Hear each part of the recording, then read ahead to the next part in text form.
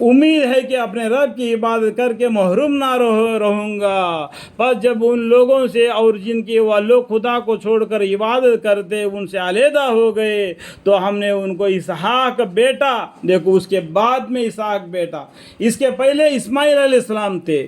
یہ نصرانی لوگ کہتے ہیں کہ پہلا بیٹا اسحاق ہے، نہیں، ذبیح اللہ کون ہے؟ اسماعیل علیہ السلام ہے، سب سے پہلا پیدا ہوئے تھے۔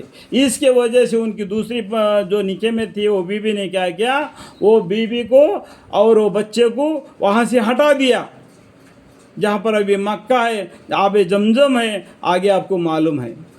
اس کے بعد میں ان کو بڑھاپے میں فرشتوں نے آ کے بشارت دی آپ کو اولاد ہوگا، آگے اور بھی آئے گا، اس ٹائم پر آپ کو معلوم پڑ جائے گا۔ یعنی اسحاق بیٹا اور یعقوب پوتا عطا فرمایا۔ یعقوب علیہ السلام پوتا، اسحاق کے بیٹے ہوں گے، اس طریقے سے لمبا چوڑا کہانی بتا دیا۔ اور ان دونوں میں سے ہر ایک کو نبی بنایا، اور ان سب کو ہم نے اپنے رحمت کا حصہ دیا، آئندہ نسلوں میں ہم نے ان کا نام نیک اور بلند کیا۔ اور اس کتاب میں موسیٰ علیہ السلام کا بھی ذکر کیجئے۔ یا دیکھو یہاں پر موسیٰ علیہ السلام کا قصہ آ گیا۔ یہ قرآن کیا ہے معلوم، ایک اسٹوری کی جیسا نہیں، اور ہر ایک پیغمبر کے بارے میں ہر جگہ پر تھوڑا تھوڑا تھوڑا لکھا ہوا ہے، لیکن ایک یوسف علیہ السلام کا قصہ ہے، یہ ایک جگہ پر مکمل ہے، یہ بات کو جانیے۔ اور اس کتاب میں موسیٰ علیہ السلام کا بھی ذکر کیجئے، اور بلا شک اللہ تعالیٰ کے خاص کیے بندے تھے، اور رسول بھی تھے، نبی بھی تھے۔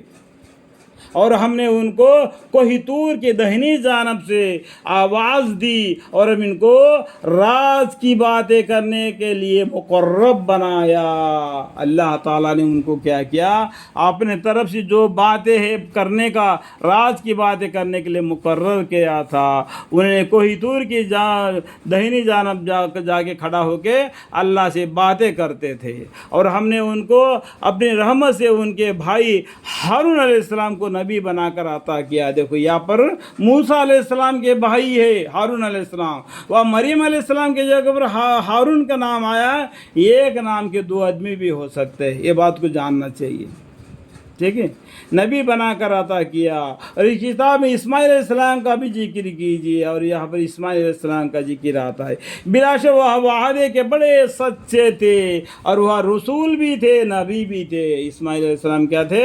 رسول بھی تھے، نبی بھی تھے، اور اپنے متعلقین کو نماز اور زکوٰۃ کا حکم کرتے رہتے تھے، اور اپنے پروردگار کے نزدیک پسندیدہ تھے۔ الحمدللہ، الحمدللہ۔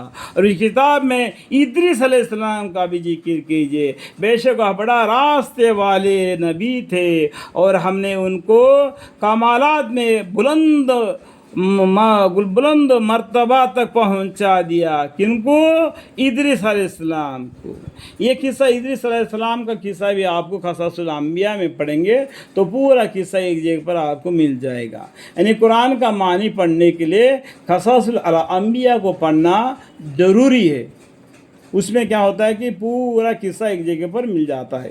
یہ وہ لوگ ہیں جن پر اللہ تعالیٰ نے خاص انعام فرمایا، منزل دیگر انبیاء کے، آدمی کی نسل سے اور ان لوگوں کے نسل سے جن کو ہم نے نوح علیہ السلام کے ساتھ سوار کیا تھا۔ یہاں پر یہ مسئلہ آ گیا ہے، دیکھو آدم علیہ السلام سے لے کے نوح علیہ السلام کے تک آدم علیہ السلام کی نسل تھی۔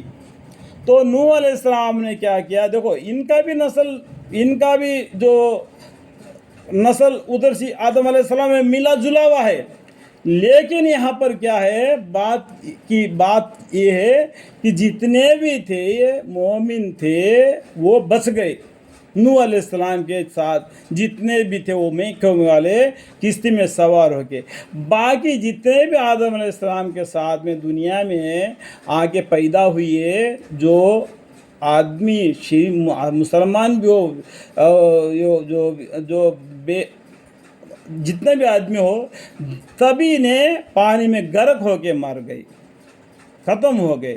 اس کے بعد میں نوح علیہ السلام کے ساتھ میں جو کشتی میں چلے تھے ان سے دوبارہ دنیا آباد ہو گئی۔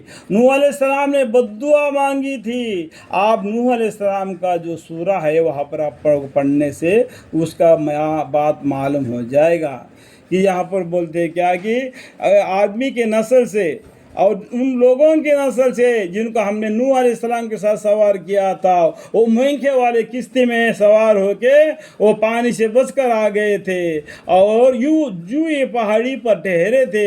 اس کے بعد میں کیا دوبارہ دنیا آباد ہو گیا، اور ابراہیم علیہ السلام اور یعقوب علیہ السلام کے نسل سے اور ان لوگوں میں سے جن کو ہم نے ہدایت فرمائی اور ان کو مقبول بنایا، اللہ تعالیٰ نے کیا ان کو مقبول بنا دیا۔